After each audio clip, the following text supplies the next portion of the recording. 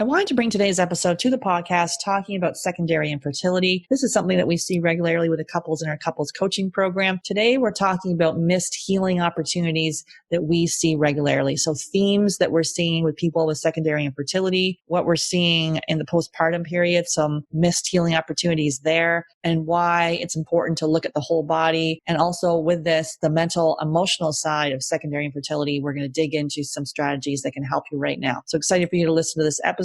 And this is not just about focusing on the female partner. We're looking at the male partner as well. And so excited for you to listen. Hey there. Thanks so much for listening to the Get Pregnant Naturally podcast. And I've got a favor to ask you. If you are enjoying learning about the functional approach to fertility, consider going to iTunes and rating and reviewing the podcast. This is how it helps the show reach more people that are struggling with infertility, knowing that there's another approach that really can get to the bottom of why it's not working in the first place. So all you need to do is, if you're on the app or the desktop, just go in and consider leaving a 5-star rating and leave a review. And there is step-by-step instructions in the show notes showing you exactly how to do that. So if you can just take a few minutes, just take the few minutes right now. You can pause this recording, come back, leave the review. It would really mean the world to me and help others that are on the fertility journey as well. Take care. Hey there. I regularly speak with 5 to 10 couples per week who are struggling to have their baby. And although we want to help everyone, we only have 2 spots available per month to work with us. So the Supercharge Your Fertility Discovery call is for action takers.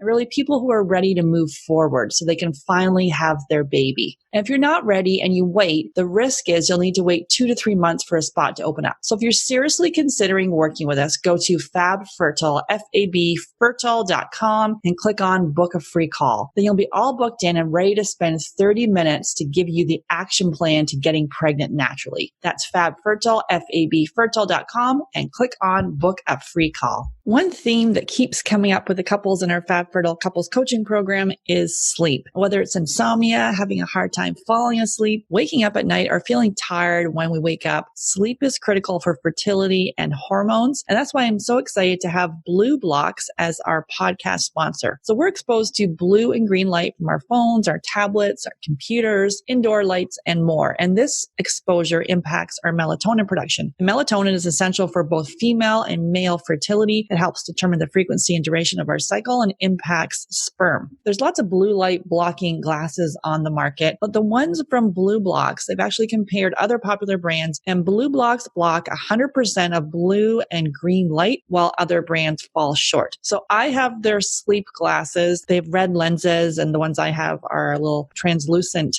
frame, and they're so stylish and really cool. And so they eliminate 100% of the blue and green light in the 400 nanometer to 550 nanometer range. So this is the exact range that has been shown in clinical studies to disrupt melatonin and negatively impact your sleep. So all you do is wear your sleep glasses after sunset until it's time for bed, and you'll notice improved sleep after just one use. And it's also cool to use when you're flying for managing jet lag. So I got to say, I was a little skeptical about the noticing improvement after one use, but literally I use these glasses and my sleep is actually already pretty good. I used them for one day, and I have to say, after one day, I had the best sleep of my life. I just felt so rested. So these glasses, they ship free and they're tracked for all orders anywhere in the world. And also they have all their frames come in prescription, non-prescription, and reading glasses. Plus you can send in your frames and they'll add the blue light blocking and green light blocking lenses to your frame. So this is an easy hack that you can add to your fertility toolkit. All you do is go to BlueBlocks, BlueBlocks.com. Use the coupon code GetPregnantPodcast at checkout and receive a 15% discount. That's BlueBlocks,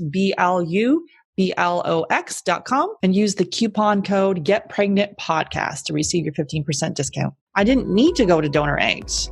Obviously, I don't regret it. I have beautiful children. I could have done things differently, restored. I was still cycling back in my 20s. I could have looked at my health, the environmental toxins, the stress I was under.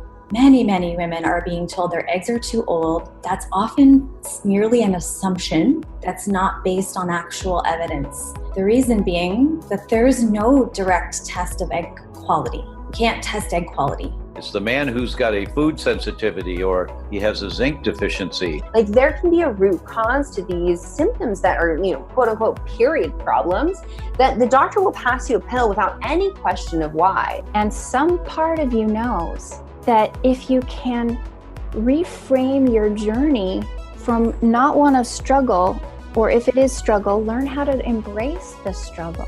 Learn how to embrace it. Most conditions in the child occur during the 9 months of development.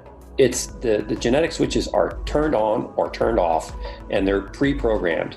So you are in such a powerful, amazing position to do amazing things for your kids. Why is IVF the first step? Because we believe it should be the last step. Welcome to Get Pregnant Naturally, where functional medicine and natural fertility solutions will help you get pregnant and have your baby.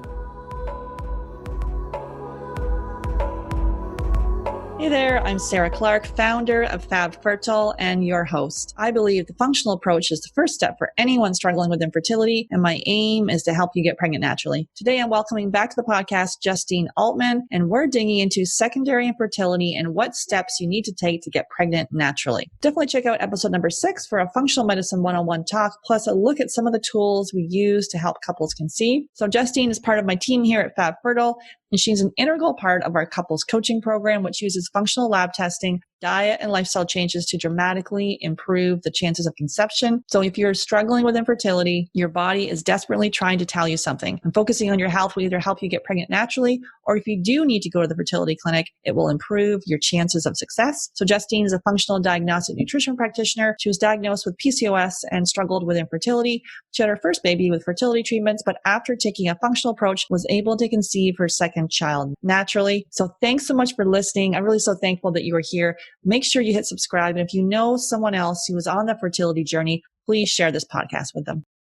Hey, Justine, excited to have you back on the podcast. Hey, Sarah, thank you so much for having me. I'm excited to be here. Awesome. So today we are digging into secondary infertility. And yeah, I was just talking with, we were just chatting beforehand. This is something, obviously I had both my kids with donor eggs, and then wanting to go back in and have my children close together. It's interesting kind of saying, do I classify myself as having secondary infertility? I was saying a little bit, and Justine's like, well, yeah, probably, because when you think about it, here, I didn't really, not that we all have any control over anything. That's the whole illusion of our lives. But, I wanted to have my kids close together, and I had the 2 embryos left over, and that didn't work for me. And then I had to go on another list for a separate donor to eventually have our son 3 years later. So for us, I had to go through a process. And, at that point, I wasn't even doing anything to prepare my body. I was just waiting for the donor to come through and going through treatment. Obviously now, helping people with donor eggs, and if that's the route they want to go, and then obviously helping couples,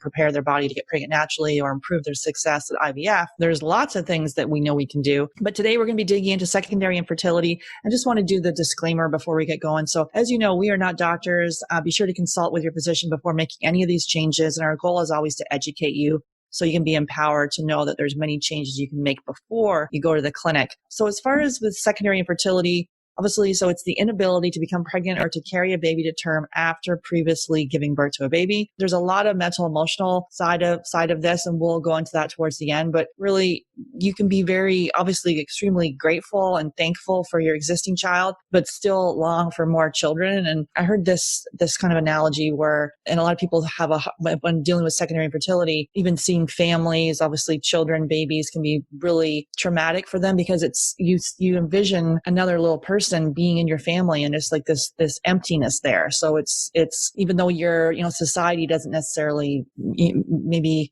grant you as much empathy or compassion as potentially even with primary, even though that's still a conversation in the making. But so we'll go into more of that toward the end. But to start with, we wanted to give you some tips in here if you're dealing with secondary infertility, really what to look for and how to look at those missed healing opportunities that we're always talking about. So with this, if you have been nursing your child and now you're trying for a second one, just want to talk about nursing or breastfeeding and how long it takes for the periods to return to normal and what we're seeing there, Justine. Yeah, so it is really different from person to person. On average, we see that it's somewhere between like 9 months and 18 months for the periods to come back. But like I said, it's really different from person to person. So sometimes it's as short as like 6 weeks. And other times it can be a couple of years especially if nursing continues, if you continue breastfeeding, and especially if you're breastfeeding exclusively or breastfeeding a lot, so even into the later years. It really depends. And sometimes when the cycle returns, it doesn't always return to normal right away. So not necessarily regular, those sort of the perfect 28-day cycles. So they can tend to be irregular for a while. And we know that breastfeeding, what it does is it increases the hormone prolactin, which decreases some of the other hormones that control our cycle. And so essentially it suppresses ovulation. It's your body's sort of natural system saying, okay, well, we already have a baby to support right now, so we don't want to get pregnant because our resources are already going to baby number one. We do find that, when you stop nursing, the period is supposed to come back. It's supposed to come back relatively quickly after breastfeeding ends, but it doesn't always come back right away. And that's certainly one of our first signs that something isn't quite right. Absolutely. Yeah. And then that frequent suckling, if you're still nursing, can then, as you say, stimulate the release of prolactin, which then suppresses ovulation. So even if you're starting to wean off but you still are breastfeeding, it still, can be potentially, it's releasing prolactin, which then could impact ovulation, as we said. Anything else there you wanted to say around nursing or anything? I've done my share of breastfeeding over the years, and I can tell you it's exhausting. It's just like with pregnancy, right? We know that pregnancy takes just an incredible amount of resources, to grow, to nourish a baby, and then, so of course, to go through the end phase, right? The labor and delivery. And then the nursing itself, not only is it, so it's challenging for so many reasons, right? So it's, we think we have this sort of beautiful vision of, you have your baby and you put baby to breast and everything is just wonderful. And it often doesn't go that way. Breastfeeding is very hard for some people. For lots of people, it goes just fine. But for some people, it doesn't go quite so well. And it's a lot of work. And especially if you had challenges getting pregnant, we find that breastfeeding tends to have more challenges. Sometimes there just isn't enough milk supply and things like that. It's exhausting work for many reasons because of, for emotional reasons. And if the bonding isn't perfect the way that you thought it was going to be when sort of you envisioned what those moments would be like. But then it's just a ton of work for your body actually to produce milk as well. And so it's just sort of one more tapping into your resources that your body is required to do. That sort of what ends up happening is we end up being left with sort of not a ton of resources after we're done with pregnancy and breastfeeding, especially if you had a challenging pregnancy and or a challenging delivery or a challenging newborn phase, and then you breastfeed for some amount of time, right? So whether that's just a couple of months or whether that's for a couple of years, it just takes an incredible amount of resources. Our bodies are very smart, right? It gives everything it can to the babies, right? The babies take everything they need when they're growing in the belly, and then it takes whatever it needs to produce breast milk for the baby. And what we mamas get is sort of whatever's left over. And sometimes that's just not quite enough. And we start to experience symptoms. And one of those symptoms is infertility. Infertility is really just another health symptom that happens as a byproduct of us just not having all of the resources that our body needs to be doing everything at 100%. Yeah, that was the case for me. I had the goal of breastfeeding for 6 months. I could only do it for 4 months. She wasn't getting enough breast milk. I remember pumping like a wild person and she was nursed for 45 minutes and this, I felt like it was around the clock, and still she was losing weight. It's funny because my daughter has this really high metabolism. She just eats and still does, and burns it all off. But it was started young and really I didn't have enough milk. And so yeah, definitely some challenging for me. And then obviously going on to have my second, what was going on with my health. And as we know, and if you've heard my story, food sensitivities, gut infections, chronic stress, all these underlying issues. So I wanted to dig into postpartum. We've got a whole podcast coming up on this as well, digging into these clues. But so for me, in the postpartum period, I definitely had that hair shedding, which can be normal. For me though, there was an underlying thyroid issue and also the sleep deprivation, which, can be normal, obviously taking care of a newborn and then trying for a second. So can you talk about some postpartum clues that we would look for if we're then trying for our second, and kind of what things some healing opportunities that may be missed here? Yeah, absolutely. So, of course, that first one is if anything seems sort of off with our hormones, right? So, if our cycle doesn't come back and doesn't come back at a normal level, or if anything else is off with the cycle, right? So, any symptoms of PMS, right? So, the breast tenderness or cramping or clotting or long periods or heavy periods or periods that even, aren't the right color, sort of any of those things related to sort of what we would call imperfect periods, I guess, are clues that something isn't quite right. But there are tons more, right? So we talk about the baby blues, postpartum depression. Those are certainly signs that something isn't quite right with our biochemistry, that there's something that our body needs that it just isn't quite getting enough of. And then, of course, we are sleep deprived in that early phase after we first have a baby. And so it's expected that there's some fatigue going on during that first phase, especially sort of in our modern world, like in other places and in previous times, right? We really focused on this period for women and for their babies. And it's sort of, the quote, "It takes a village," right? There were lots of helpers around whenever someone had a baby. Mm-hmm. And we sort of lived in this bigger family structure. Whereas today, we tend to live a single family in a home. So it's just a mom and a dad and now the baby. Of course, there's sometimes family around, but there just isn't quite that whole village there to help you not only with the baby, but to make sure that all your meals are prepared for you and that you aren't the one doing dishes and you aren't the one doing cleaning and you aren't the one running errands, that your job is just to take care of baby and bond with baby. Right from the very beginning, when we have our first baby, the taxes on us are huge, right? We sort of have these expectations that we're supposed to be doing everything, that we're supposed to be taking care of the baby and taking care of the home and taking care of, paying the bills and making all our food. And it's really, really challenging. And in a lot of cases, we end up turning to a lot of things to help get us through, right? We end up ordering pizza and we end up having caffeine and things like that. But ultimately, it's really about sort of what is the body getting what it needs. And so, like I said, those clues are anything that's off with our cycle, feeling fatigue. So in that first phase, we're always going to feel fatigue. But if you get past those first couple of months and the fatigue isn't wearing down, even if sleep isn't perfect, we know sleep doesn't go perfect for a while, but even if sleep isn't perfect, you should start to pull out of that fatigue after the first couple of months. And if you don't, that's definitely a sign that something else, something deeper is going on that needs your attention. So feeling tired, and then insomnia is another one, especially if, you're feeling tired all the time, but you just can't sleep. That's definitely a sign that something isn't quite right. And things like, traditional thyroid symptoms. We do see thyroid issues happening a lot postpartum. I actually think we know that it's notoriously underreported in women who have had a baby, recently or in the last couple of years. I actually suspect it's a huge number.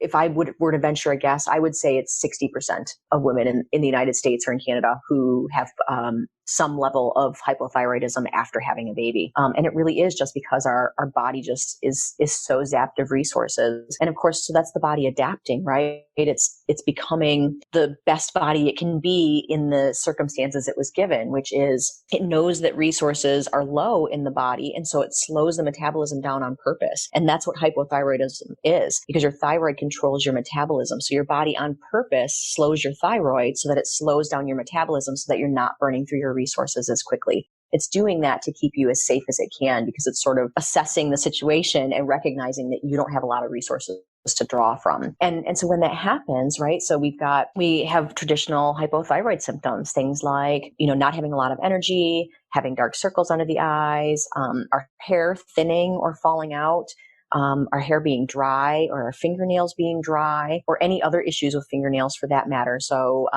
fingernails that crack or peel or have ridges in them. And then things like sensitivity to cold. So either cold hands or cold feet, or just temperature sensitivity in general. And even as bad as, so in my case, I actually had a pretty rotten case of Raynaud's syndrome after both of my babies. It didn't last a long time, but so I sort of always had this cold sensitivity that's typical for hypothyroid. But the Raynaud's was really sort of intense, where the being exposed to cold was actually very painful, to the point where it's not just discomfort, it was actually pain. And that's a really it's a scary thing. And so going through some of those things is more and more stress on the body, right? And so now that zaps your resources even more. And so there continue to be other symptoms that sort of cascade as a result of it. So Again, the postpartum depression, anxiety goes with it, being constipated or having gas or bloating or reflux. Carpal tunnel is another one that comes up quite often after a baby's born, or any other achy muscles or joints.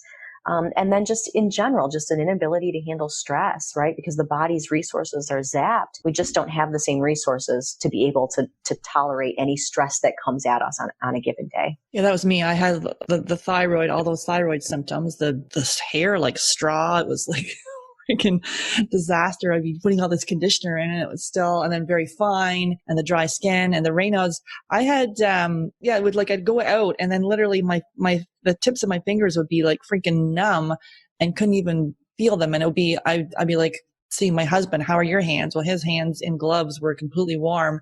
Mine in like gloves and a hot pocket and a whole bunch of other stuff were like, we're just, yeah. So it's interesting. And then for me with the postpartum mood situation, which like these are huge clues, right? The depression, anxiety. So for me, it was more irritability. I've since heard of, and I've talked about this before, I've since heard of postpartum rage. I wouldn't say I was raging, but I was just a cranky pain in the ass and really irritable, and things would set me off. And this was when the stress issues, I remember our mailbox was across the street, and to go across the street to get the mail was like that was the straw that, that was too much for me. Like getting the mail would send me over the edge, and I'm like, I just can't cope. And I'm like this, action oriented, get shit done kind of person, but I wasn't even asking for help, or I'm just like, okay, I just kept going until the body said, and then I got all those chronic infections. And we talked about yeast and bladder and sinus, and got every infection. So definitely listen, if you're struggling with infections, definitely listen to the episode I did with Dr. Elizabeth Bohan and what those infections could mean for fertility. That's a really good episode to listen to. And so those are some good tips to look for, because a lot of times we're like, okay, these are things we're dealing with. We may think they're normal. They may be common, but not normal. And it's to dig deeper, because these are some missed healing opportunities as you then start to prepare prepare for a second child. Let's dig deeper. And then also equally as important is to make sure have your partner getting a sperm analysis. Don't wait the full year. If you've got a history of, if there's mood issues or irregular cycles or painful periods, if there's miscarriage in there, don't wait the full year. Get in there, get into your physician, your OB or your RE, and get the structural side of things checked out to see if there's any structural issues. And then obviously looking at a functional approach, we're going to dig deeper, and getting that semen analysis and for your partner too, like what's been missed on his end, because it's not just the woman preparing for a baby, it's both of you guys. And I'd love to reiterate something that you said a few minutes ago, Sarah, which is, these things can be common, right? The insomnia and the fatigue and the achy muscles and the hair falling out and the depression or anxiety. It's very common. It's very common with women postpartum, but that doesn't make it normal, right? Those things are not supposed to be happening. If your body had everything it needs, if everything was working just as it was supposed to in the body, we wouldn't experience those things. And that's true even with the mental, emotional things, the depression and anxiety. And so, of course, it's a big change in life when you first have a baby, and especially when you first have a newborn. For some of us, it's even in my case, right? And I'm guessing it's similar in your case, Sarah. Like I was really, really ready to have a baby, right? We went through fertility treatments. We had planned it for years. I'd been married for 12 years. We were financially stable. We were really ready as people can be. And then when the baby comes and that newborn phase happens and there's challenges with breastfeeding, and the same as you, I was pumping around the clock nonstop. It was a hard hit, right? It was certainly more than I ever anticipated, harder than I ever anticipated. And so, some level of emotional disturbance is normal, right? Your whole life just changed a whole lot in the span of a day. But, if that persists more than a couple of weeks, it really is a sign. Again, so even though it's common, that doesn't make it normal. That doesn't mean it's right. And there is a biochemical factor going on. There is something that's out of balance that needs to come back into balance. And so I encourage you to not not ignore any of those symptoms just because you know your mom friends have had them too. That doesn't mean that it's okay. It just means that it's common and that more of us are suffering from these things than we should be. Absolutely. And so we obviously take a functional approach with secondary fertility, and we help couples so women that may have low AMH or POI, which you can be diagnosed after. We see a number of people that are diagnosed with POI or POF after they've had their first child. Obviously not the case for everyone. But diminished ovarian reserve. If you are deciding to go for donor eggs for your second one, there's still things we need to do to prepare your body for a baby. And so the whole idea is to not focusing on those diagnoses, because we get stuck on the low AMH or the DOR, the POI, and not looking at the whole body, missing the healing opportunities. So that's in the functional approach. We're doing that. So wanted to talk about some of the themes that we're seeing people with secondary infertility. One of the first ones is chronic stress, which we've talked about. And this one obviously, we're in a busy lifestyle, but also now you're working potentially as well as looking after your child and now preparing your body for a baby, and all of that chronic stress, mental, emotional. And then if there are physical stressors, which we talk about, the food sensitivities, gut infections, all the environmental toxins that you're exposed to, we see chronic stress a lot. What's your take on that, Justine? Stress is the main word when it comes to a relatively new mommy. Yep. Like you said, and like I referred to earlier, it's really just this situation where like it's a perfect storm, right? So your body's just gone through a lot. Your body continues to go through a lot if you're nursing. And you're trying to take care of a home in most cases. And maybe you have other older children sometimes, and you're trying to take care of, daily life. And then if we try to add going back to work on top of that, right, that's just a recipe for disaster, right? We weren't meant to be taxed quite at that level. And especially if we've had surgery, right? If we've had a C-section, that creates even more of a need for rest. And all too often we're pressured to go back to work really quickly. At 4 weeks or at 6 weeks. And we know that that's just not enough recovery time. But I see it over and over. I have another client right now who went back to work 4 weeks after her C-section, running her dance studio, right? And so doing a physical thing, something she knew was wrong, but because of, for financial reasons, she felt the pressure to go back to work right away. And so, we sort of hold ourselves to these standards in every area of our life, and we just work furiously trying to meet them all. And ultimately, there's just that results on just so much stress on the body, not only mental, emotional stress, but also, chemical stress. Basically, our body starts to falter because it just doesn't have enough resources to give what it needs to the reproductive system or the immune system or the digestive system. And when that happens, right, we're not digesting our foods as well as we should be, which means the problem compounds. It gets worse because if we're not digesting our foods as well as we should, then we're not absorbing our nutrients as well either. And so that means the food we are getting, even if it is a good, healthy diet, we're just not getting enough nutrients to fuel everything our body needs to be doing. And so ultimately there's just this tremendous amount of stress going on during that phase of life. And as much as possible, we need to recognize that that's the phase of life we're in and do whatever we can to combat stress. And so that means not only the mental, emotional aspects of stress, and, to sort of put up boundaries and to not say yes to everything and to not have the expectation that your house is perfectly clean or, that you go to every family event or whatever it might be, but also the internal stress, right? And that's where we really focus here, as we practice functional medicine with folks is to really sort of look inside to see what's going on, right? So do you have gut infections? Do you have a toxic load that your body's not able to properly get out because you have blocked detox pathways? Do you have food sensitivities?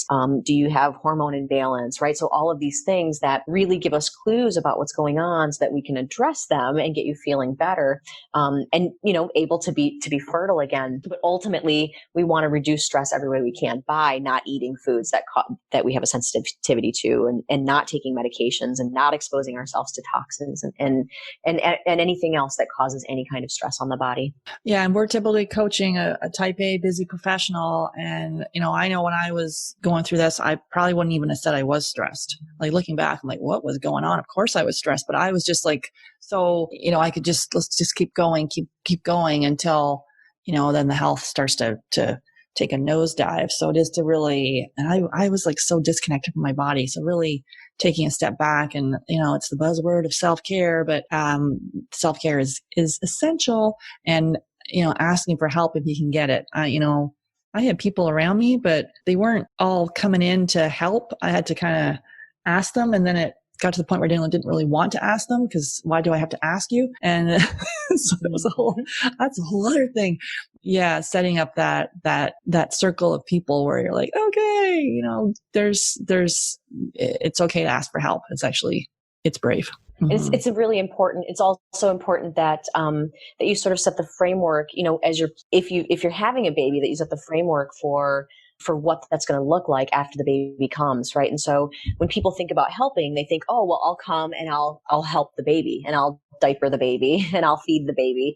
But in reality, if you're a brand new mama, especially if you're nursing, what you need is for everyone to leave you and the baby alone, and they just take care of your house for you. You need them to cook for you. You need them to load your dishwasher and empty the dishwasher when it's done and put the dishes away. And they need to do that load of laundry that you created in the span of one night from a baby who who had a couple of diapers that leaked, right? So that's what their most important role is, in my opinion. And that's sort of the buzz around young moms these days, is that's the advice, is to accept all the help that's being offered. But really, that help is not to hold the baby or to feed the baby. That's your role. And if you need that, absolutely, they can do those things. But really, the most important thing for you to be doing is to just be taking care of yourself and bonding with the baby, and to let everyone else take care of you in all the other ways. Yeah, I had a weirder thing. Oh, not weird, but a little different. I just wanted to go out. Like I wanted, because I had an issue with staying home. I wanted to go out and I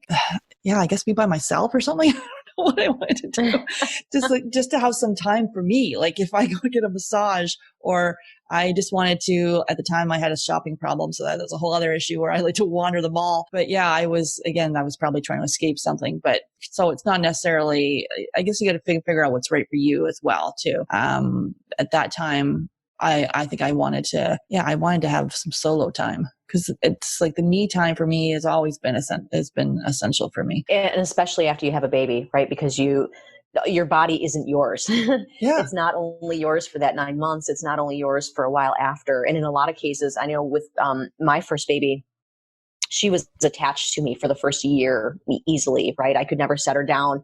If she was asleep, I couldn't set her down. She would wake up instantly. And right. So she was physically on my body for a whole year after she was born. And at some point you do, I mean, even early before that, obviously, but you just do sort of want to have some freedom. Can I just move my body in whatever way I please, go do whatever it is I want without being responsible to someone else for a little while? Mm-hmm, mm-hmm, absolutely. So other themes we see: autoimmune disease. So undetected autoimmune disease. We see this either someone has just been diagnosed with celiac, or Hashimoto's are the two ones the most common ones that we see, or even as we go through the blood count, we're not diagnosing, but we see that antibodies are high for the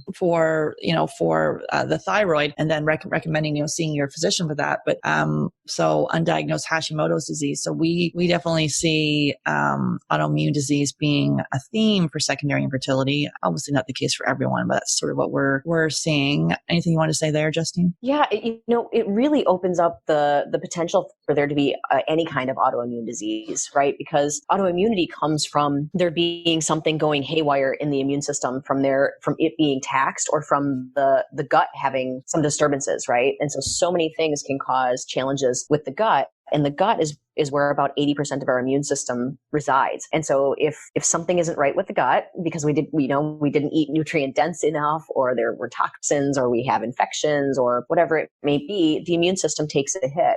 And when that happens, that's what starts this sort of cascade that eventually, so first, usually it leads to some level of food sensitivity with some foods, and then down the road leads to autoimmune conditions. Like you said, we see hypothyroidism, so Hashimoto's the most, as well as celiac. But it really has potential to cause any autoimmunity, because once that immune system has gone haywire, it just really sort of opens the door. And every autoimmune condition that exists sort of increases the potential of another autoimmune condition developing. Yeah. Yeah. And the conventional approach for autoimmune is a pill for an ill. And really the functional approach helps to either reverse or heal the autoimmune. So, that's why if you have an autoimmune disease, you're dealing with secondary infertility, you really want a functional approach can address the food sensitivities, the gut infections, the things that are the chronic stress, the things that are triggering, why now the tipping point has this happen, as you say. We do see is not one and then diagnosed with two. So it is the body's under attack, and to reduce that fire or reduce the stress on the body is key. Right. And if we reduce that stress, right, now the gut can start to heal itself, right? And those autoimmune conditions and those food sensitivities, they just start to go away on their own, right? So we don't actually diagnose or treat anything. Nope. And, in the way that we work in the functional world, right, the diagnosis doesn't even really matter. And that's true even with the, whatever's going on with the reproductive system, yes. Right? So the low hormones or the POI, whatever it is you've been diagnosed with, ultimately, the solution is the same for everyone. The solution is we reduce the stress on the body and we give the body the good nutrient-dense resources it needs, and it starts to heal itself.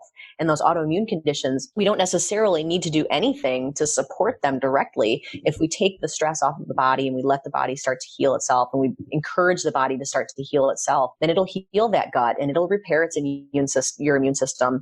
And those autoimmune conditions they don't always, right? We can't make promises. No. They don't always, but in a lot of situations, they sort of vanish away and they're not a problem anymore. Yeah, we see Hashimoto's, the antibodies going like from 900 down to, the single digits. So and that's with all those, working on all those stressors we talked about. So obviously there can be other themes. We see ovulation disorders, and if you've struggled to have your first, that can be also a theme too. We see if you had, maybe you went through treatments with your first, struggled for a while to have your first, and now the second. We see that again, looking at those underlying stressors. What are the missed healing opportunities? The thyroid dysfunction, we see that all the time. That's affecting your hormone production. And we will see POI potentially after, for like people that we're working with. Obviously, we see a higher amount of that just because of my experience with POI, POF. PCOS, that could be something we see as well. And then sperm issues. So low sperm count. Again, it's not just about you. It's making sure you're getting, I can't tell you how many people I speak with and, has the partner had this semen analysis? They haven't even had that done. And it's just all focusing on the woman at a baseline, getting a semen analysis for your partner. And then we're doing that blood chem review to educate, not to diagnose. It's dig into, well, what are some, if it is low or something's off there, what are some areas, some missed healing opportunities to dig into? And then, so like me, I had a C-section for both my kids. And so complications with like C-section scarring. It was a really good podcast episode to listen to. I recorded it back in January of 2020 and talking about adhesions and scarring. So using physical therapy for that. So you could be adhesions in the body if you've had that. So looking at that with if you've had a C-section. Anything else on the themes, Justine? Yeah, so I think you've covered it. I actually just this morning or yesterday read something about C-section scarring too. And so, it's not just a scar, it's not just a physical thing for your body to heal, but it actually, according to Chinese medicine, it blocks your qi. So it literally blocks energy from from the lower half of your body to the upper half of your body. And so we've found that the physical therapy is not just sort of addressing the physical issue that's going on there, but it's also sort of helping to break things up so that energy can start to flow through your body the way that it's supposed to. And so it just sort of goes to show that, everything in the body is connected, right? And so if we're having reproductive issues, it's connected to everything else, right? It may be because of a food that you're eating that you're sensitive to that you don't know.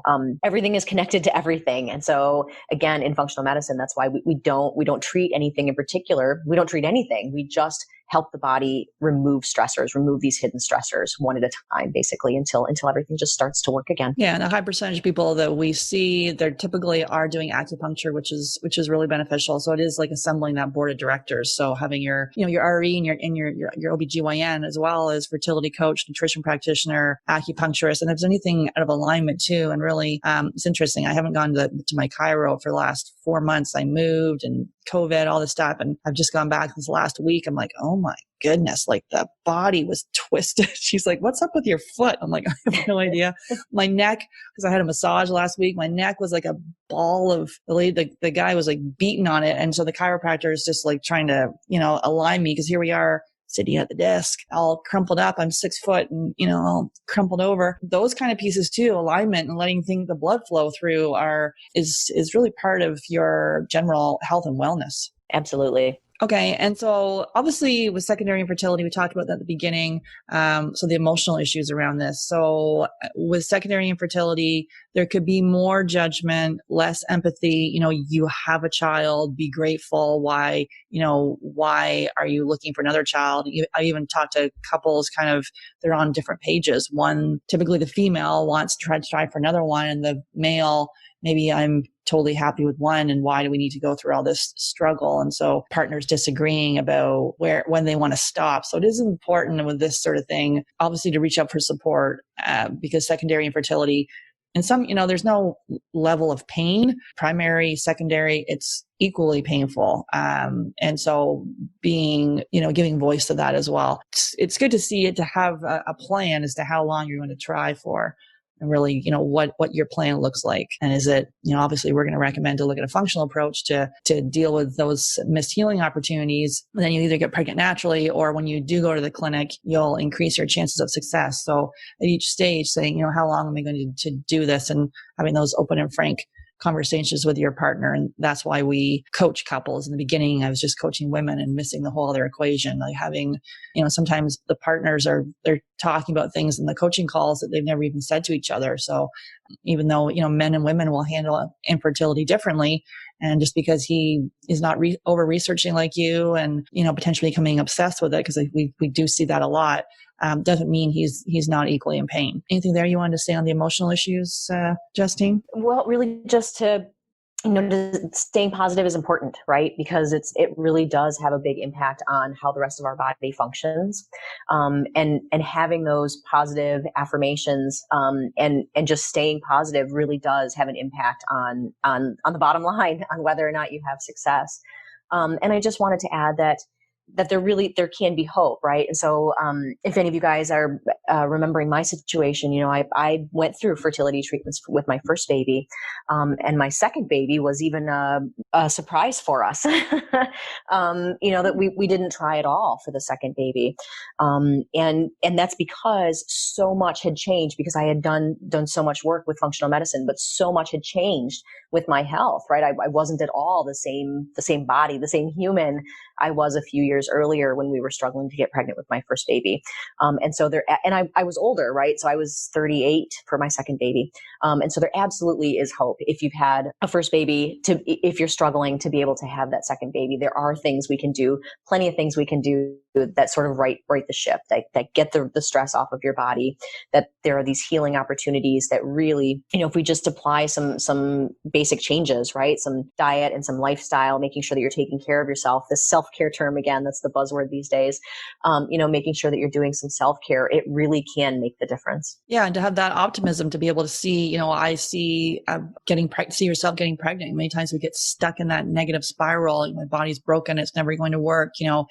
Themes we see when we include EFT or emotional freedom technique as part of our program, may not even feel like the world is safe right now with all the stuff going on. Is it safe to bring a baby in? So really giving voice to those feelings and helping move through it and work through it. And EFT can be really powerful for that. Yeah. Also talking about, so there's different things. You may feel pressure from your existing child or children to have a sibling. And so having, depending on how old they are and your comfort level there, having an honest conversation with them about, you're trying for another baby, but you're not able to, or if that doesn't feel right for you, just saying that you love them and your family of 3 or 4, wherever you are. And then also, I think guilt's a big one here, that like reminding yourself this is not your fault. Let that sink in. I think we put all this pressure on ourselves, especially like the type A overachieving planner, and a lot of impatience and expectations of how things should go. I know for me, it's like, I wanted to have them, exactly 18 months apart, and all this like planning, which then just leads to frustration, that impatience. We see a lot of people coming and they're I totally relate because this is me. My whole life is this impatience thing has come up over and over again. I now know how to deal with it and not bang my head against a wall, but to be able to, because that just puts that extra pressure on yourself. So looking at your patterns, definitely check out the episode we did a few weeks ago talking about patterns and how and why that's important to recognize those when you're trying to conceive. And a lot of things for this is we may get so focused on trying to have the third child, and we may not, like, it's not for anyone's fault or anything, but we may not be emotionally present for our current children. So make an active choice to be emotionally present and, establish rituals with your child to be there, because we can all be that's the mindful piece. We can all be somewhere. Our body could be there, but our mind could be a million miles away. But every time you come back, it's not about perfection. Every time you come back to the present moment, that's mindfulness, and just keep bringing it back. And I think those rituals are helpful. Anything there you wanted to say, Justine? Yeah. So just on the presence, right?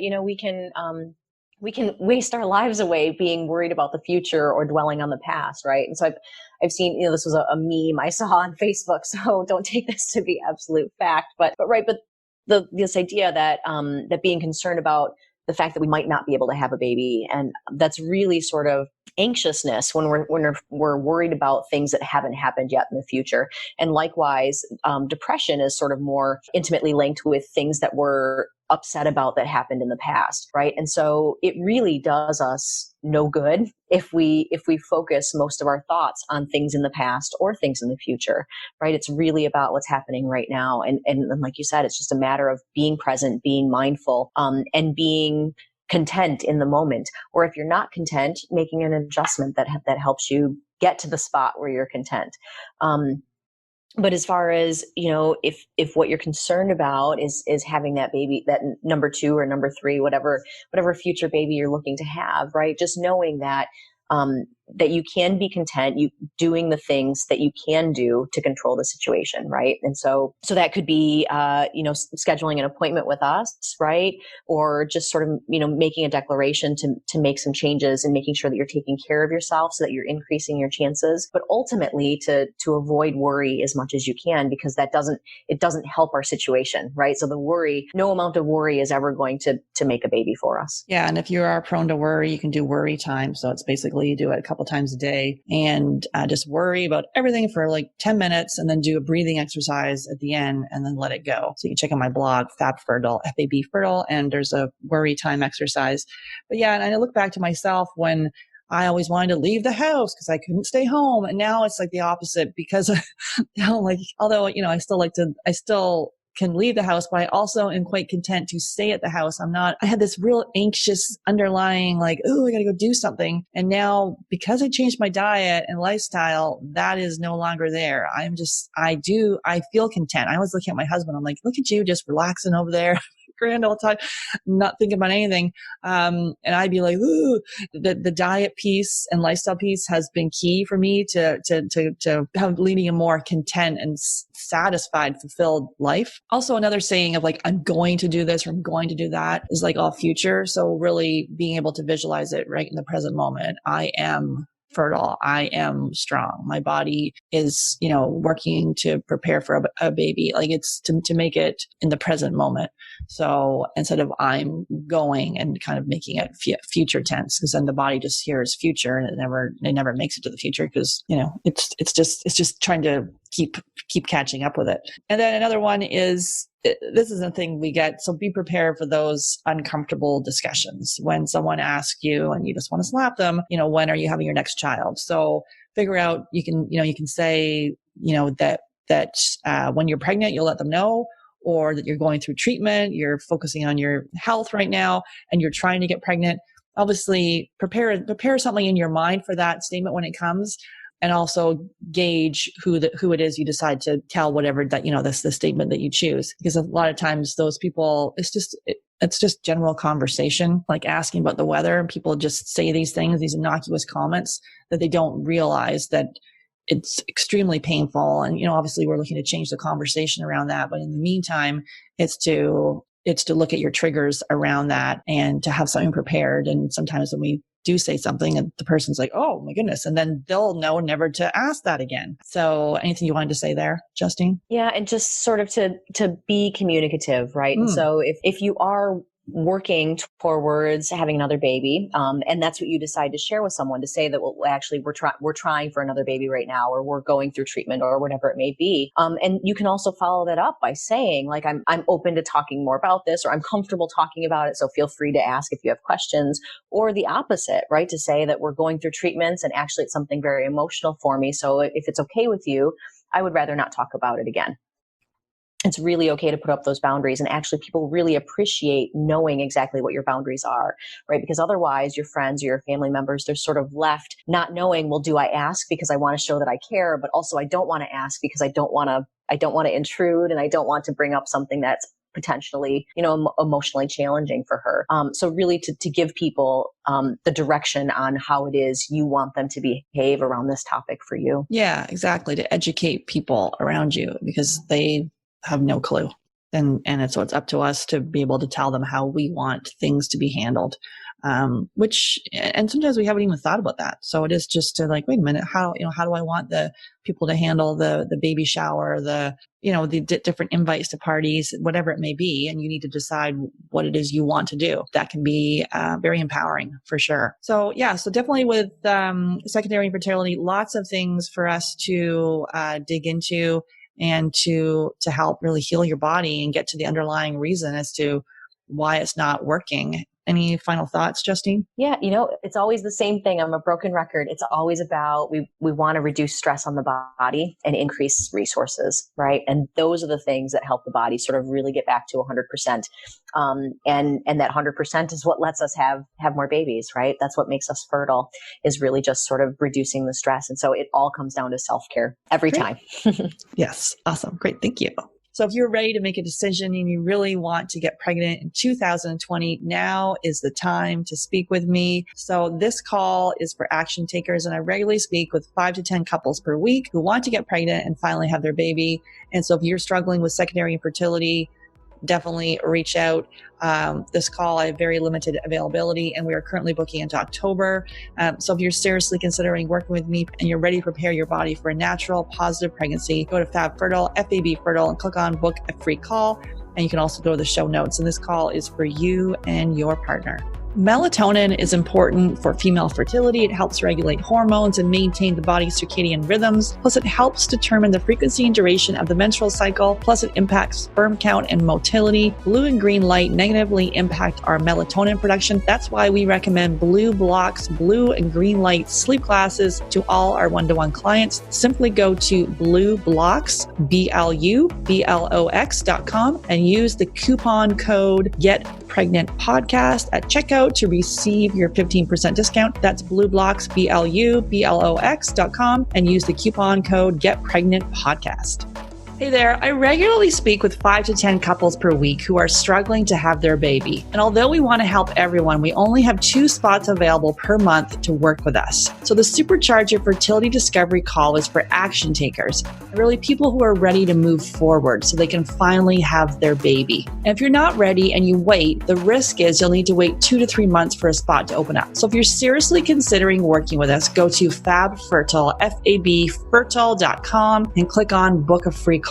Then you'll be all booked in and ready to spend 30 minutes to give you the action plan to getting pregnant naturally. That's Fab Fertile, FABfertile.com, and click on book a free call.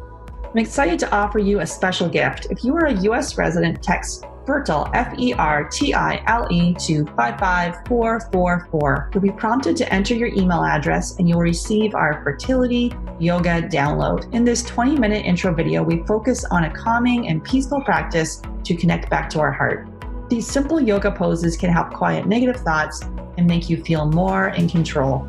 Download it now and get started today. For U.S. residents, text Fertile, FERTILE, to 55444. For non-U.S. residents, go to Yoga Freebie, FREEBIE, to access your special gift. That's yogafreebie.com to access the free fertility yoga download. The Get Pregnant Naturally podcast, including show notes and links, provides information with respect to healthy living, nutrition, lab testing, and is intended for informational purposes only. The information provided is not a substitute for medical advice, diagnosis, or treatment, nor is it to be construed as such. We cannot guarantee that the information provided on the Get Pregnant Naturally podcast reflects the most up-to-date medical research. Information is provided without representation or warranties of any kind. Please consult a qualified physician for medical advice and always seek the advice of a qualified healthcare provider with any questions you may have regarding your health and nutrition program.